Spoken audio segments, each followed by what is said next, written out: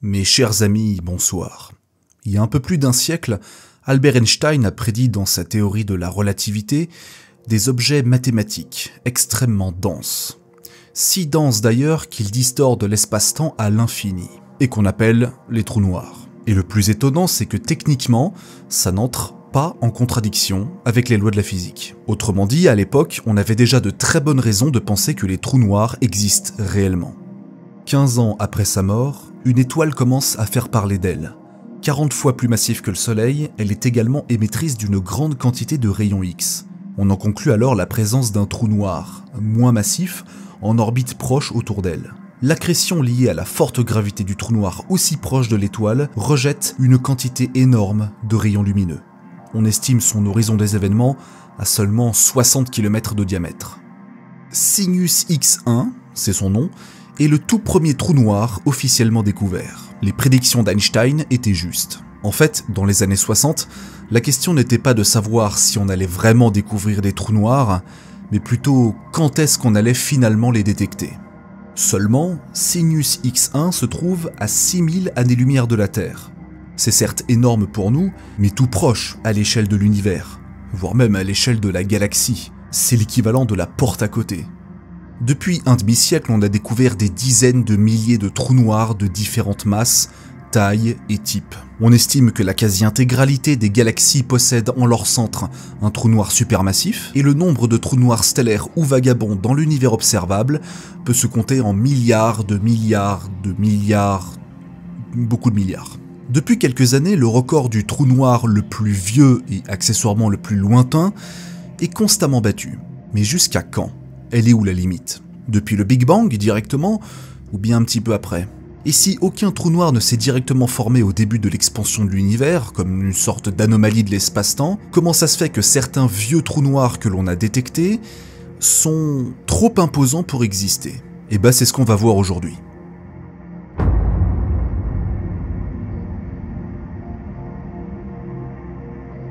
Cygnus X1 est un trou noir un peu particulier.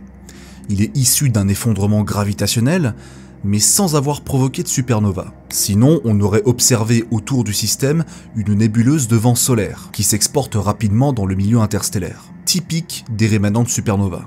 Il ne s'agit donc pas de la mort spectaculaire d'une étoile géante, mais plutôt de l'effondrement d'un nuage de gaz. Entre-temps, des types de trous noirs, on en a répertorié plein. Des vagabonds qui se déplacent très rapidement dans la galaxie et sans disque d'accrétion, des stellaires issus de l'effondrement des étoiles, des hypothétiques comme les trous noirs primordiaux dont l'existence n'est pas encore confirmée, et surtout des supermassifs, les Big Boss, les chefs parmi les chefs. Bon, en vrai, les vrais chefs, c'est les hypermassifs, mais c'est un autre sujet. Leur masse varie entre plusieurs millions à milliards de masses solaires, c'est-à-dire plusieurs milliards de fois la masse du Soleil, parce que le Soleil c'est une masse solaire, c'est notre échelle de référence pour nous. Et autant on sait comment se forment les stellaires, autant les supermassifs, on n'a toujours pas vraiment trouvé. Là où l'horizon des événements de Cygnus X1, c'est-à-dire la zone immatérielle à partir de laquelle rien ne s'échappe, pas même la lumière, est de 60 km, ce qui n'est pas bien grand, ceux des supermassifs peuvent atteindre des millions de kilomètres. Sagittarius A*, le trou noir supermassif au centre de la Voie lactée, et pesant 4,3 millions de fois la masse du Soleil, a un horizon de 12 millions de kilomètres. Phénix A, le trou noir le plus massif jamais découvert, avec une masse estimée à presque 100 milliards de fois celle du Soleil, peut engloutir allègrement le système solaire et le nuage de Oort qui va avec. Ces trous noirs sont simplement trop gros pour exister naturellement. On pourrait se dire qu'ils ont simplement accumulé de la matière au fil des milliards d'années. Sauf que non, c'est quand même trop rapide. Il n'y a pas suffisamment de gaz, de matière et d'étoiles à proximité pour avoir de telles estimations de masse. Et le plus troublant, c'est qu'on détecte chaque année des trous noirs qui sont apparus extrêmement tôt durant l'âge de l'univers, et qui sont déjà extrêmement voraces. Et donc, depuis quelques années, nous sommes à la recherche du plus vieux trou noir de l'univers. Enfin, le plus vieux connu par l'homme. En effet, il est difficile de savoir parce que le télescope spatial James Webb, depuis qu'il est en mission depuis 2022, bat le record tous les ans, en répertoriant un centre galactique ou un quasar encore plus lointain que le précédent. Il existe même une page Wikipédia en anglais qui répertorie les objets astronomiques les plus éloignés de la Terre et qui est régulièrement mise à jour. Une découverte qui a beaucoup fait parler, c'est GN-Z11. Bon, à la base, il a un nom administratif encore plus compliqué. Bon, on va se contenter de celui-là. Les objets très lointains ne sont pas spécialement observés par des humains en particulier en premier. Ils sont classés dans des bases de données. GN-Z11 a été dans le CIMBAD, donc le centre de données astronomiques de Strasbourg. Cocorico. Lors d'une spectroscopie manuelle en 2016, on s'est rendu compte que ce petit amas de pixels dans un fichier d'archives est la plus ancienne galaxie connue de l'univers observable, mais également l'une des plus lointaines, à 13,4 milliards d'années-lumière. Si on associe sa distance avec son âge, c'est parce que la vitesse de la lumière est limitée. Enfin, selon notre point de vue référentiel. Oui, parce que la vitesse de la lumière est absolue dans le temps et... c'est pas le sujet. C'est pas le sujet. Mais on en reparlera un jour. Et comme l'univers est en expansion, plus un objet est éloigné, plus la lumière qu'il envoie vient d'une période où l'univers était très jeune. GN-Z11 est ici vu comme une galaxie jeune, très dense, avec peu d'étoiles et pauvre en métaux parce que c'est les premières générations stellaires. Elle est sans doute aujourd'hui une grosse galaxie avec un ratio de naissance d'étoiles plus faible. Mais on le saura jamais, parce que pour le savoir, il faut attendre des milliards d'années pour avoir une image actuelle. En gros, on voit les objets du ciel évoluer à vitesse réelle, comme nous, mais en décalé, en fonction de la distance. La Lune, c'est 1 seconde, donc ça va.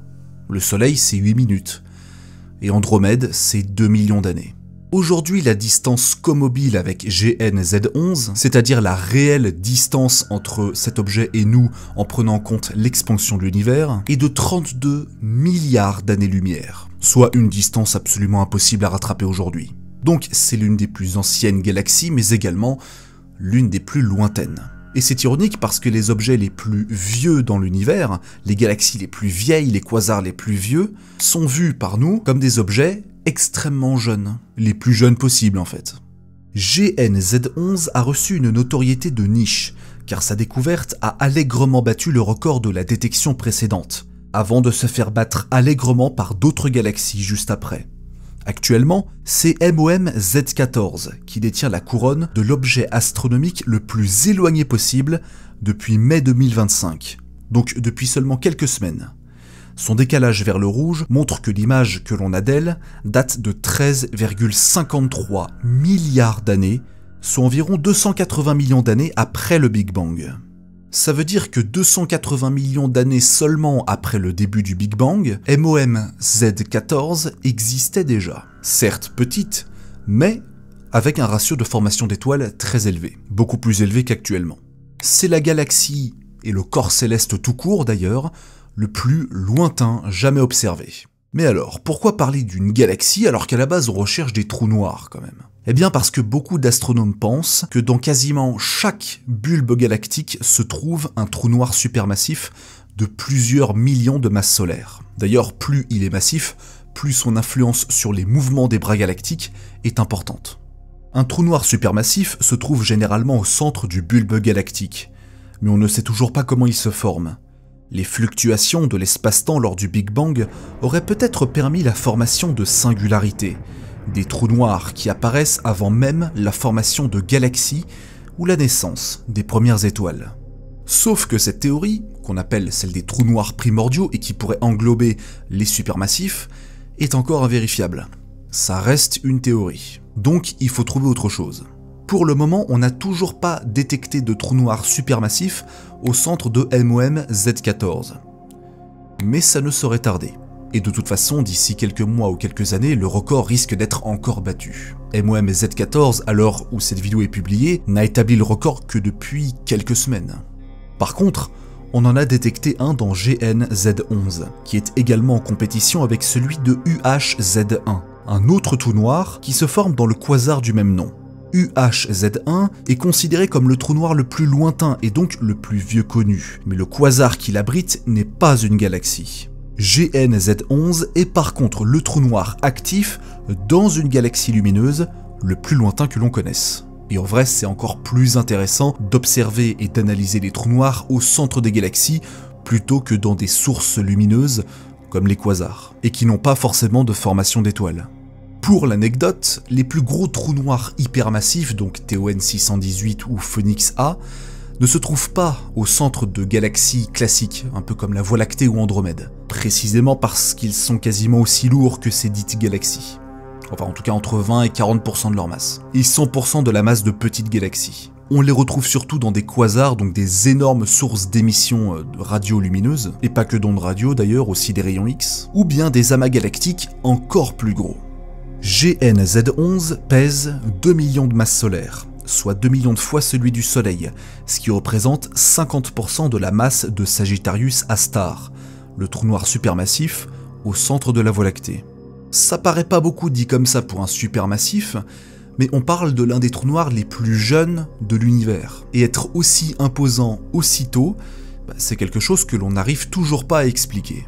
D'ailleurs, le trou noir, on peut évidemment pas le voir. Il est caché derrière son horizon des événements. Mais cet horizon des événements, on ne peut pas le voir non plus. Il est trop petit, évidemment trop lointain, et ce qu'on voit surtout, c'est l'émission de lumière globale de la galaxie. On a surtout déduit sa masse à base des mesures spectroscopiques, notamment du centre galactique au niveau des rayons X. Le disque d'accrétion autour du trou noir rejette un petit peu de matière, expulsée en une sorte de vent galactique, et ce à plus de 1000 km par seconde. Ça fait 3,6 millions de km/h, c'est juste l'une des vitesses de matière les plus importantes et les plus rapides dans tout l'univers. Dites-vous que Andromède et la Voie lactée se rapprochent mutuellement à une vitesse 10 fois moins importante. La galaxie en elle-même est minuscule, du moins à cette époque de l'univers. 2300 années-lumière de large. C'est sûr, c'est pas beaucoup par rapport à la Voie lactée et ses 100 000 années-lumière de diamètre. À cette époque, cette galaxie était 25 fois plus petite que notre galaxie aujourd'hui, et surtout 100 fois moins massive. Par contre, elle comportait des étoiles primordiales 20 fois plus importantes, avec une très forte luminosité et pauvre en métaux. Bah ouais, c'était les premières générations d'étoiles. Et si je dis c'était, si je parle au passé justement, c'est parce qu'aujourd'hui, elles ont dû exploser en supernova depuis bien longtemps. Donc le plus gros problème pour GN-Z11, c'est que son trou noir supermassif en son centre est bien trop imposant pour exister aussitôt dans l'âge de l'univers. Du moins avec des méthodes classiques, c'est-à-dire une accumulation de matière. Les effondrements rapides de nuages de gaz, la fusion de trous noirs stellaires ou l'hypothèse des trous noirs primordiaux, même à une grande échelle, ne sont pas des théories suffisantes pour expliquer cette anomalie. Heureusement, il y a toujours des exceptions à tout. Le physicien britannique Arthur Stanley Eddington est un précurseur dans l'étude des trous noirs. Einstein a mis longtemps à convaincre la communauté scientifique la validité de ses travaux, mais Eddington était déjà fasciné par la relativité et se penchera rapidement sur le sujet. En 1914, la diplomatie entre Allemands et Britanniques est totalement rompue, y compris et surtout pour le savoir scientifique ou militaire. D'ailleurs, Eddington échappera de peu la mobilisation pour l'effort de guerre, et sera sauvé in extremis par ses pairs qui considéraient que l'armée ne devait pas prendre un élément scientifique aussi important hors du champ de bataille. Il recevra quand même les travaux d'Einstein en douce en 1915, et dans ces travaux, Einstein nous dit qu'il faut s'abonner à ma chaîne YouTube. C'est très important parce que ça permet de ne pas rater les prochaines vidéos. Si même lui le dit, je vois pas d'autre argument pour vous convaincre. Eddington sera majoritairement connu dans sa carrière pour l'échelle qui porte son nom, la limite d'Eddington. En plus d'être primordiale à la compréhension des étoiles, elle est également à la compréhension des trous noirs. La limite d'Eddington stipule que les objets ont une valeur de luminosité maximale, en fonction de leur masse et leur énergie, s'ils veulent rester stables. Si la limite est dépassée, la pression de radiation prend le pas sur la gravité. Alors, si une étoile dépasse sa limite d'Eddington, elle va pas subitement arrêter d'exister. Pouf! Ah bah y a plus. En revanche, ces couches atmosphériques vont progressivement se disperser dans l'espace, et elle va devenir extrêmement instable. Si ça peut vous rassurer, la limite d'Eddington ne s'appliquera jamais au Soleil, parce que notre étoile a une luminosité bien trop inférieure à la valeur théorique calculée pour un objet de sa masse. Les trous noirs n'émettent aucune lumière, parce que ce sont des singularités sans aucun volume. Et c'est pareil pour l'horizon des événements. Mais pour un trou noir supermassif, le disque d'accrétion autour de lui, en plus d'être très lumineux, tourne extrêmement vite sur lui-même. Il émet une quantité phénoménale de rayons, ce qui augmente la pression de radiation. Si le disque accrète trop vite, la radiation est si forte qu'elle tend à éjecter la matière vers l'extérieur et empêche carrément le trou noir d'en attirer. Par contre, plus un trou noir est massif, plus la limite s'élève. Donc il peut accréter plus vite tout en restant stable. On estime que le trou noir au centre de GN-Z11 a un disque d'accrétion de 5,5. Autrement dit, il consomme de la matière à un rythme 5,5 fois supérieur à la limite Eddington. On appelle ça l'accrétion de Super Eddington. Et pour ce trou noir, ça équivaut à 44 masses solaires par an. Donc à l'époque, il y a 13,5 milliards d'années, ce trou noir englobe l'équivalent de 44 fois le Soleil en une année. C'est quand même pas mal. Mais comment est-ce possible? Normalement, si jamais c'est vrai, ce trou noir devrait être extrêmement instable. Eh ben en fait non. Dans un univers très jeune, les galaxies très compactes sont riches en gaz et pauvres en métaux. L'accrétion rapide est possible, sans avoir une fragmentation du gaz partout. Une partie de la matière est directement éjectée dans une forme de vent galactique. Donc le trou noir peut maintenir un taux d'accrétion élevé. Le gaz pauvre en éléments métalliques voit son opacité réduite, ce qui laisse de la place pour encore plus de matière sans augmenter son rayonnement. C'est pratique parce que ça n'entre pas en contradiction avec un univers très jeune, et ça permet au trou noir d'avoir une croissance exponentielle. GN-Z11 peut donc atteindre une masse 2 millions de fois celle du Soleil en quelques dizaines de millions d'années, alors que pour des trous noirs classiques, ça peut prendre des milliards d'années. Et là, ça pourrait permettre d'expliquer pourquoi il est aussi massif, aussi tôt dans l'histoire de l'univers. Encore une fois, ce sont des théories. Mais si on détecte un trou noir encore plus jeune et tout aussi massif, il sera sans doute également en phase d'accrétion Super Eddington. En gros, c'est un code de triche qui permet aux trous noirs de ne pas être débordés par leur propre pression de radiation. Et la physique fait bien les choses. Du coup, si on suit cette logique, les hypermassifs, donc les TON 618, Phoenix A, enfin les trucs qui pèsent des dizaines de milliards de fois la masse du Soleil, ont peut-être profité du très jeune âge de l'univers, quand il n'avait que 3 ou 4 milliards d'années, avec pas beaucoup de générations d'étoiles qui se sont succédées encore, pour accréter énormément de matière sans devenir trop instable. Puis, avec les milliards d'années qui s'écoulent, les premières générations d'étoiles meurent et dans leur sillage, elles laissent avec les supernovas une quantité absolument phénoménale d'éléments lourds, notamment des métaux. Ces éléments lourds se mélangent avec du gaz qui devient beaucoup plus dense et du coup fait augmenter la pression de radiation et donc permet au trou noir d'accréter moins rapidement de la masse. C'est aussi pour cette raison que les hypermassifs sont extrêmement vieux, entre 7, 8 voire 11 milliards d'années, et ne pourront jamais grandir aussi vite qu'à l'époque pour le reste du futur de l'univers. Mais en attendant que ça se produise, vous pouvez toujours vous abonner, partager la vidéo, mettre un pouce bleu, un commentaire, c'est extrêmement important pour le référencement. Et si tu veux regarder d'autres vidéos, check celle-ci où je parle de l'arrivée imminente d'une comète interstellaire qui va s'approcher de la Terre dans quelques mois. À la prochaine.